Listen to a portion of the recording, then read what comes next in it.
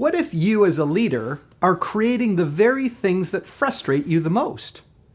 I'm Greg Schenkel, President of Unique Training and Development and Frontline Leadership Systems, and today let's talk about creating your own misery through some of the actions that you do as a leader. I'm going to focus on 3 top things that leaders find frustrating in their work groups that actually can be linked back to what you as the leader may be doing or not doing. One key objective that leaders tell us about is that they want their employees to take ownership and be more accountable. That sounds reasonable. We want our workers to own up to their mistakes and their successes and make sure that they take ownership over the job in terms of getting the work done that needs to get done in a given day. So what is it that you as a leader do that either adds to that ownership and accountability or maybe detracts from it? Well, I think, for example, if you only piecemeal out little tasks to people without explaining the bigger picture and what outcomes you're looking for, then you're really asking for them to keep checking in with you instead of taking responsibility and ownership. The other thing is, when problems do arise, you might want to put it back on them. Hey, what do you think you could do to get this back on track? Can you get this fixed for us by the end of the day? That way, the ownership and responsibility stays with the worker and doesn't get transferred to you as the leader. Anytime you're micromanaging, you're really starting to strip away the things that cause people to own the work from start to finish. The second big frustration that leaders express that they might be causing for themselves is employees who don't think for themselves or answer more of their own questions independently. This one is kind of similar to the accountability and ownership issue. Employees will often come up to their leader and say, hey, what do you think I should do about this? Or we've run out of this product, or there seems to be a quality issue with the product. What should I do? And of course, it's very tempting for you to go, well, I'm glad you asked. Let me impart on you some of my wisdom and experience. And certainly, if they're asking you really tough questions that do require your level of experience and expertise, of course you're going to deliver those answers. But otherwise, my suggestion is try to get people to think through things more on their own. So ask them, what do you think you should do? What do you think you should try? And if they come up with an answer you don't like, simply say, what else do you think you could try or do to help solve this issue? By being less eager to dispense answers so quickly, you as the leader can get people to be more independent and only come to you for the things that they really need help on.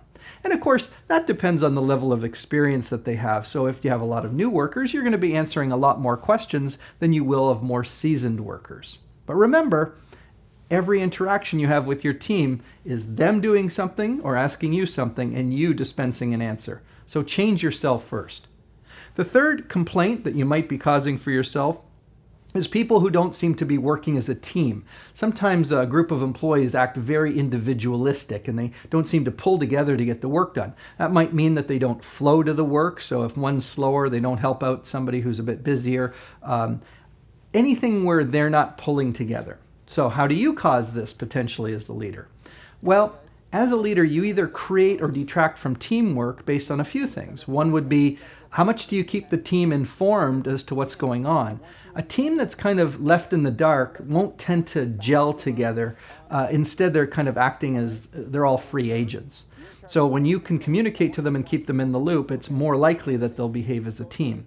Having a goal can also help as a team. So if the team understands, here's what we've got to pull together and deliver today, then the team can kind of, again, work on that together. The other thing a team needs is a leader that doesn't play favorites. So the challenge for many leaders is they have favorites, and that means that they give certain assignments to certain people who they know or think can deliver the results. And then you get a little bit of us and them inside the organization or the work group. So as the leader, you want to diminish playing favorites by trying to assign work tasks in a more equitable fashion and challenging different people to step up at different times. In the end, you'll have a better bench strength by doing that. So those are just 3 examples of things that you might be causing as a leader that cause you the frustrations. So one of the places to start whenever you have these kinds of frustrations or issues is to look in the mirror. What is it that I'm doing as the leader that might be contributing to my own misery? Once you've looked at that, you may decide that you want to work on some of your other leadership attributes and skill sets. And of course, you can do that through our on-site live in-person training, or our virtual live training from our virtual training studio where we come in remotely and teach you and others those leadership skills. And then we also offer a number of on-demand products. All of that starts with a conversation and an investigation at our website, uniquedevelopment.com. And of course, remember to link up with us on LinkedIn, Facebook, or Twitter, where we publish a lot of information. And of course, our podcast that's also available on iTunes or Apple Podcasts, Stitcher, and Google Play.